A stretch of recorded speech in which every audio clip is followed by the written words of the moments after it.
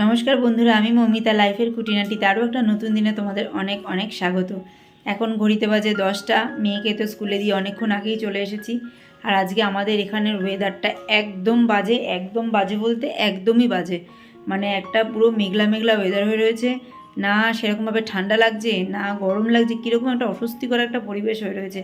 আর এইরকম মানে পরিস্থিতি থাকলে না, মানে কী বলবো, আমার মাথাটা খুব যন্ত্রণা করে। মানে যেহেতু কি সাইনাস আছে না মাইগ্রেন আছে কি আছে জানি না, কোনোদিনও আমি এই মাথা যন্ত্রণা নিয়ে চিকিৎসা করাইনি, ওই জন্য বলতে পারবো না যে কী আছে, কিন্তু খুব মাথাটা যন্ত্রণা করে। আর আমি মাথা যন্ত্রণা করলে মানে এইরকম ওয়েদার না, যদি রোদেও বেরোই তাহলেও মাথা যন্ত্রণা করে। আর এরকম একটা ওয়েদার থাকলে তো আছেই, ঘুম ঠিক মতো না হলে মানে সব কিছু আর কি মিলিয়ে মিশেই। তো যাই হোক, মানে মাথাটা যন্ত্রণা করছে, ঠিক এইখান থেকে একটা যন্ত্রণা করছে। আর আমি মাথা যন্ত্রণা করলে চট করে ওষুধ খাই না, যতক্ষণ মানে সহ্য করা যায় সহ্য করি, তারপরে আর কি সাধারণ জ্বরের যে ওষুধ থাকে সেগুলোই আর কি একটা খেয়ে নিই। এছাড়া আমি মানে মাথা যন্ত্রণা বেশি যে সমস্ত ওষুধ পাওয়া যায় সেগুলো খাই না। তো যাই হোক, এই হচ্ছে কথা। আর এই যে আমার মেয়ের কাজ দেখো, এই যে আজকে এত তাড়াহুড়ো ছিল, এই যে পুরো টাওয়ালটা ভিজা, এটাকে বিছানার পর রেখে বেরিয়েছে। তো চলো ঘরের কাজকর্ম শুরু করি। আর তোমরা ভিডিও দেখতে থাকো, ভিডিও ভালো লাগলে অবশ্যই একটা লাইক ও কমেন্ট করো। আর যদি একটু বেশি ভালো লাগে তাহলে পরিবারের মধ্যে শেয়ার করে চ্যানেলটাকে সাবস্ক্রাইব করে আমার পাশে থেকো। আর তোমরা কমেন্টে এত সুন্দর সুন্দর কথা লিখছো, এত ভালোবাসা জানাচ্ছ না, সত্যি আমার ভীষণ ভীষণ ভালো লাগছে। আর এখন থেকে জানি মনে একটা ভয় তৈরি হচ্ছে, এই মানুষগুলো যদি আবার জীবন থেকে হারিয়ে যায় তো সেই জায়গায় না নিজে কোথাও জানি খুব খুব কষ্ট পাবো। তো সেখানটা কিন্তু একটা মানে কি বলবো, মানে ভয় তৈরি হচ্ছে, কিংবা কেমন কেমন লাগছে যে আসলে আমি কি এতটা ভালোবাসা, বড়দের এতটা আশীর্বাদ পাওয়ার যোগ্য। জানি না ভগবান আমার জন্য কি লিখেছে না লিখেছে, তবে আজ পর্যন্ত আমি তোমাদের কাছ থেকে যতটুকু ভালোবাসা পেয়েছি সেটা কিন্তু আমার কাছে অনেকখানি মানে অনেক দামি আর কি বলতে পারো। তো যাই হোক, আরেকটা জিনিস দেখাই, দেখো দেখতে পাচ্ছ আমার গালটা, পুরো মুখটায় পুরো র্যাশ উঠে ভরে গেছে। দেখো এখানে এখানে এখানে এখানে এখানে দেখো পুরো র্যাশ, না চুলকাচ্ছে না কোনো ব্যথা আছে। আসলে কি হয়েছে বলো তো, আমি না একটু হলুদ আর ডাল বেটেছিলাম, তো সেটাকেই মুখে লাগিয়েছি, মেয়েও লাগিয়েছে। যেদিন লাগিয়েছি কোনো অসুবিধা হয়নি, মেয়েরও হয়নি আমারও হয়নি। আর ওই হলুদ আর ডাল মানে বাটাটা না 2-3 দিন ফ্রিজে ছিল, তারপরে ওটাকে কালকে না পরশু দিনকার জানি লাগিয়েছি। তোমাদের মনে হয় কালকেও আমি দেখিয়েছি কি না জানি না, ভিডিওতে খেয়াল পড়ছে না। তো সেই পরশু দিন মনে হয় লাগিয়েছি, তারপর থেকে সারাটা মুখে এরকম বড় বড় পুরো র্যাশ বেরিয়ে গেছে। মানে আমার এই এত বছরে এই প্রথম যে আমার মুখে কোনো কিছু দেওয়াতে এরকমভাবে র্যাশ বেরিয়েছে দেখলাম। না হলে আমার কিন্তু মুখে খুব একটা মানে র্যাশ ট্যাশ বেরোয় না, খুব কম 2-1টা গোটা উঠলো, না হলে দেখাই যায় না। তো দেখো কি অবস্থা সারাটা মুখে, কপালে 2-4টে আছে, এই যে দেখা যাচ্ছে, দেখো দেখা যাচ্ছে, আর সারাটা মুখে এরকম বেরিয়ে গেছে। তো যাই হোক, চলো কাজকর্মগুলো করতে থাকি, কারণ যাই হোক না হোক বসে থাকলে তো চলবে না, কাজগুলো করতে হবে, দিনটাকে পার করতে হবে। চল কাজ করতে থাকি। তো বন্ধুরা, এই যে দেখতে পাচ্ছ এখানে প্লাস্টিকগুলো রাখা আছে, আর এই যে প্লাস্টিকগুলো আমি এখন এক এক করে ভাঁজ করে রাখছি। এটা কিন্তু আমার বলতে পারো প্যাকিং স্টার্ট হয়েছে। তো এখন থেকেই খানিক প্যাকেট আমাকে এরকমভাবে মানে প্লাস্টিকের এই পলিথিনগুলো জোগাড় করতে হবে, কারণ সামনের দিনে আমার এগুলোর খুব খুব প্রয়োজন। তো সেই জন্য একটু একটু করে সঞ্চয় করে এইখানে গুছিয়ে রাখছি।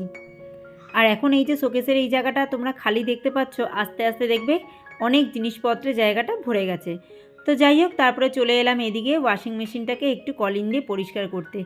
আসলে যে জিনিসগুলো খুব কাছের হয়, প্রয়োজনীয় হয়, সেই জিনিসগুলোর এক্সট্রা কেয়ার নেওয়া দরকার আছে। ঘরের প্রতিটা জিনিসকেই আমরা খুব যত্ন সহকারে দেখভাল করে রাখার চেষ্টা করি। আর প্রতিটা জিনিসের সাথেই কিন্তু অনেক স্মৃতি জড়িয়ে আছে। যেমন এই যে ওয়াশিং মেশিনটা, এটা কিন্তু আমার 15 বছরের যখন বিবাহবার্ষিকী হয়েছিল তখন কর্তামশাই এটা গিফট করেছিল। তো মানুষের জীবনে শুরুতে কিন্তু কিছুই থাকে না, সবটাই কিন্তু আস্তে আস্তে একটু একটু করে তৈরি করা হয়। যখন আমি সংসারটা পাতি তখন আমার কাছে কিন্তু কিছুই ছিল না। আস্তে আস্তে ধীরে ধীরে কর্তামশাই আর আমি দুজনে মিলে আমাদের বিভিন্ন রকম যত স্বপ্ন আছে সেগুলোকে পূর্ণ করার চেষ্টায় লেগে পড়ি, আর তার পরিণাম হচ্ছে আজকের দিনগুলো। একটা মানুষের কাছে যখন কোনো জিনিস বলো, যা কিছু বলো, সংসার বলো, যখন একদম সাজানো গোছানো তৈরি করা থাকে, সেখানেই গিয়ে পড়লাম, সেই আনন্দটা। আর যখন নিজে হাতে তুমি একটা একটা করে জিনিস তুমি গুছিয়ে নিজের সংসারটাকে পরিপূর্ণ করে তুলবে, তার আনন্দটা কিন্তু একদমই অন্যরকম। দুটো আনন্দই আনন্দ, কিন্তু দুটো আনন্দের মধ্যে যে অনুভূতিটা আছে আমার মনে হয় সেটা একদমই আলাদা হয়। তো তোমাদের সাথে কথা বলতে বলতে ডাইনিং টেবিলটা আমার অনেকটাই পরিষ্কার হয়ে গেছে। তো আজকে ভাবছি এই ধনেপাতা দিয়েই টেবিলটাকে সাজিয়ে তুলি। আজকে এই ধনেপাতাগুলো দেখে এত ভালো লেগেছে আমার, এত বড় বড় পাতা, আর এর যে গোড়াগুলো একদম মোটা মোটা হয়ে রয়েছে। তো ভাবলাম চলো ধনেপাতাগুলোকে একটুখানি জলের মধ্যে এইভাবেই সাজিয়ে গুছিয়ে টেবিলের উপরেই রেখে দিই, অন্তত দেখতে তো ভালো লাগবে। আর দেখো কি ভালো লাগছে, এত সুন্দর লাগছে। আর সবুজ মানেই একটা আলাদা সৌন্দর্য সবসময়। তো সেই জন্য ভাবলাম চলো ধনেপাতাগুলোকে বাঁচিয়েও রাখা হয়ে যাবে, আর এদিকে আমার টেবিলের সৌন্দর্যও বেড়ে যাবে। তো সেটাই করছি আর কি। তো একবারে সাজিয়ে গুছিয়ে তো তোমাদের সামনে পেশ করতেই পারতাম, কিন্তু ওই যে কোনো কিছুর আর পেছনের দিকটা তো কেউই দেখে না। এই যে সুন্দর করে সাজিয়ে তোলার পেছনে আমাকেই সমস্ত রকম কাজকর্ম করতে হচ্ছে। ওই যে বিহাইন্ড দ্য সিনটা তো সুন্দর, কিন্তু তার আগে কিন্তু অনেক রকম অনেক কিছু করতে হয়। তো সেটাই আর কি। তো এই যে টেবিলটা মুছে টুছে পরিষ্কার করে নিচ্ছি, এটা রীতিমতো বিহাইন্ড দ্য সিন। তারপরেই তোমরা দেখো মানে সাজিয়ে গুছিয়ে রাখার পরে জায়গাটা দেখতে কত সুন্দর লাগছে। তো দেখো ভালো লাগছে কিনা তোমরাই বলো। তো তোমরা কিন্তু অবশ্যই কমেন্ট করে জানাবে আমার এই ধনেপাতা দিয়ে টেবিলটা সাজানো তোমাদের কেমন লাগলো। তো যাই হোক, ওপরের দিকে টেবিলটা তো আমরা সবসময় মোছামুছি করি, কিন্তু নিচের এই দিকটা না সবসময় মোছামুছি করা হয় না। তো এখানটা বেশ ধুলো পড়েছে, তো ভাবলাম চলো আজকে একটুখানি টেবিলটাকে ভালো করে পরিষ্কার করে নিই। আর এই রড আয়রনের জিনিসগুলোকে যদি তুমি একটু ভালো করে মানে মোছামুছি করে রাখো, তাহলে কিন্তু অনেক দিন এই জিনিসগুলো টেকে। এই ডাইনিং টেবিলটা আর আমার মানে রড আয়রনের যে খাটটা আছে, এই দুটো আমি একসাথেই কিনেছিলাম। তাও মোটামুটি 8-9 বছর হয়ে গেল, মানে আমি ওপরে এসেছি 10 বছর মতো হয়ে গেল। তার ওই 6 মাস 7 মাসের মাথায় আর কি আমি এই টেবিলটা আর ওই খাটটা কিনেছিলাম। তো হেলমেটগুলো আমি এখানেই রাখি, কারণ চলাচলতির পথে হেলমেটগুলো থাকলে নিতে সুবিধা হয়, সহসা ভুলে যাবে না। কারণ আমাদের তো বেশ 3জনকেই বাইকে করে করেই এদিক ওদিক যেতে হয়, তো সেক্ষেত্রে হেলমেটগুলো খুব প্রয়োজন হয়। তো ওই দিকের কাজকর্মগুলো কমপ্লিট করে ঘরটা ঝাড় দিয়ে নিচ্ছি, তাহলেই মোটামুটি এই দিকের কাজ আমার কমপ্লিট হয়। আর এই যে দেখো কালকে যে বেরিয়েছিলাম, তো জামা কাপড়গুলো সব এই যে দড়ির মধ্যে দেওয়া রয়েছে একটু রোদ হাওয়া খাওয়ানোর জন্য, কিন্তু রোদের আজকে দেখা নেই। তো এইদিকে যে শুকনো জামা কাপড় আছে সেগুলোকেই তুলে নিই, এগুলো তুলে একটু ঘরে নিয়ে যাই, কারণ তাহলে একটু আলো আসবে। কারণ আজকে একদম একটা ম্যারম্যারে ওয়েদার হয়ে রয়েছে, মানে কীরকম যে একটা ওয়েদার হয়ে রয়েছে কি বলবো, না বৃষ্টি না রোদ না মেঘ, কি আছে কে জানে। তো সমস্ত ঘরগুলো আমার পরিষ্কার পরিচ্ছন্ন কমপ্লিট। বিহাইন্ড দ্য সিন আর তোমাদের দেখালাম না, একবারে কমপ্লিট করেই দেখাচ্ছি।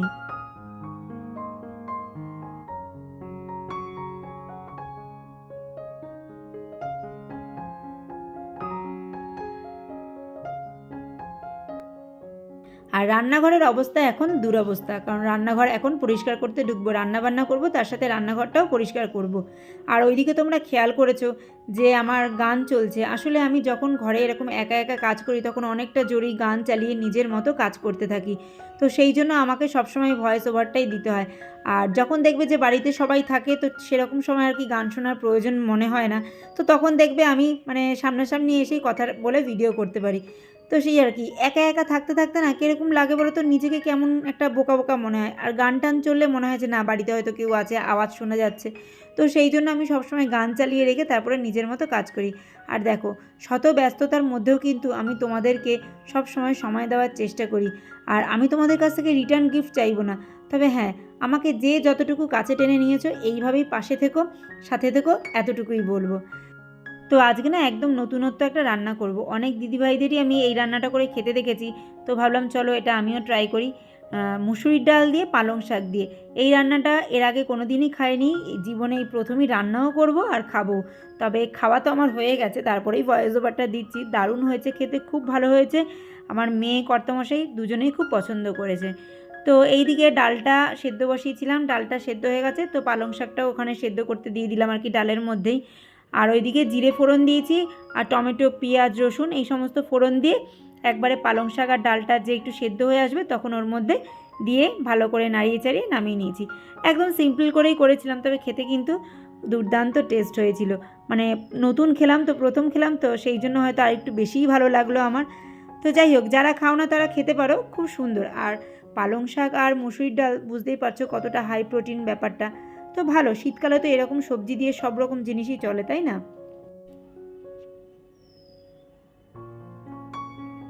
তো এই যে ডালটা এবার আমি এখানে ফোড়ন দিয়ে দিলাম। তো মোটামুটি ডালটা হলে আমার এদিকে রান্নাবান্না কমপ্লিট হয়। আর আমি কিন্তু রান্না করতে করতে মোটামুটি রান্নাঘরটা কিন্তু অনেকটাই পরিষ্কার পরিচ্ছন্ন করে নিয়েছি।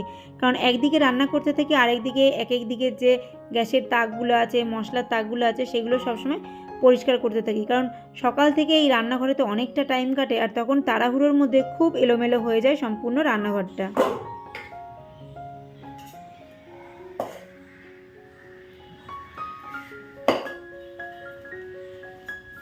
তো বন্ধুরা, এখন বাজে হচ্ছে 3টে।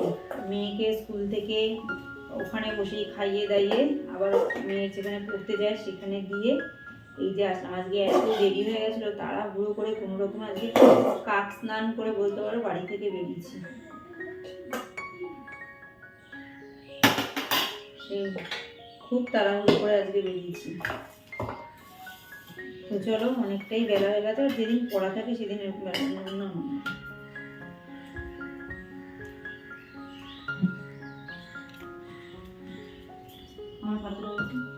যেদিন করে পড়া থাকে সেদিন করে এরকম বেলাই হয়ে যায়, কিছু করার নেই। ওকে দিয়ে এসে তারপরেই আর কি খাওয়া দাওয়া করতে বসি। এবার একটা দেবো। তো চলো খাওয়া দাওয়া করতে থাকি। খাওয়া দাওয়া সেরে তারপরে আবার পরের পর্বে ফিরবো। চলো, এখন হচ্ছে বিকেলবেলা। আর এই বিস্কুটগুলো এবার আবার নতুন আনা হয়েছে। আর এই বেকারি বিস্কুট দিয়ে চা খেতে দারুণ লাগে।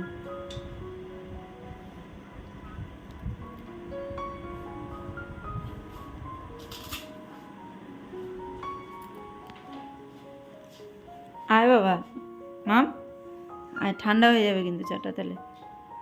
এখন অনেকটাই রাত্রি হয়ে গেছে, প্রায় 10:30টার মতো বাজে। আর এই যে ভাই এসছিল, তো ও একটু চিলি ফিশ নিয়ে এসছে। আর ওইদিকে কর্তামশাই রুমালি রুটি নিয়ে এসছে। তো আজকে এটাই আমাদের ডিনার হবে। দেখো, মেয়ে চিলি ফিশ খায় না, মানে মেয়ে ফিশ খায় না, কিন্তু এই চিলি ফিশটা কিন্তু আবার খাবে। এটা আবার না নেই। আমি এটা মানে প্রথমবার ট্রাই করছি। আমি এটা প্রথমবার ট্রাই করছি, কোনোদিন খাইনি। তোমরা খেয়েছো? না না, এর আগের দিন খাইনি। মামার ওখানে গেলাম, খেলি না। আবার আমার ওখানে চিকেন কোথায়? ও ভুলে গেছি।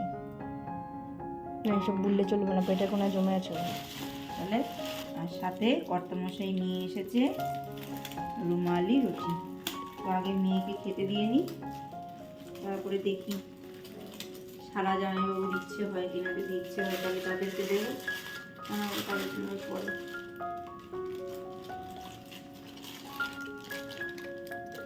তো এখানে মেয়েকে খেতে দিয়ে আমাদেরটাও রেডি করে নিলাম, কারণ ওইদিকে 10:30 যে বেজে গেছে। আবার আমাকে পরের দিন 5:30টার মধ্যে উঠতে হবে। তো সেই জন্য বললাম আর দেরি করলে চলবে না, তোমরা শালা জামাইবাবু যতই গল্প করো না কেন, আগে খাবারটা খেয়ে নিতে হবে, কারণ আমি না হলে শুয়ে পড়বো। তো সেই জন্য আর কি সবারটাই একবারে বেড়ে নিলাম, নিয়ে একসাথে খাওয়া দাওয়া করব। আসলে অনেক দিন হলো ও আমাদের এখানে আসে না, তো আজকে এসেছিলো। তো সেই জন্যই কর্তামশাই বললো তুই আসবি যখন একটুখানি চিলি ফিশ নিয়ে আসিস তোদের ওখান থেকে। আসলে ও নলবনে চাকরি করে, তো আর ওখানকার যে চিলি ফিশটা সেটা টেস্ট খুব সুন্দর হয়।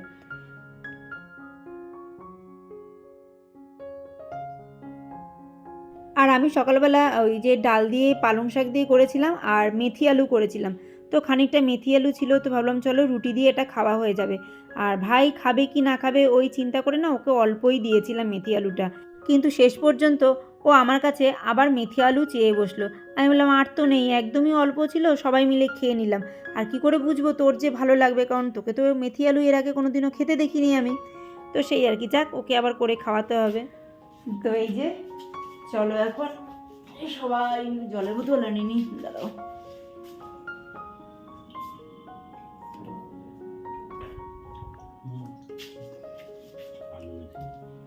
তো চলো সবাই মিলে এখন একটু ঘোরো তুমি এদিকে।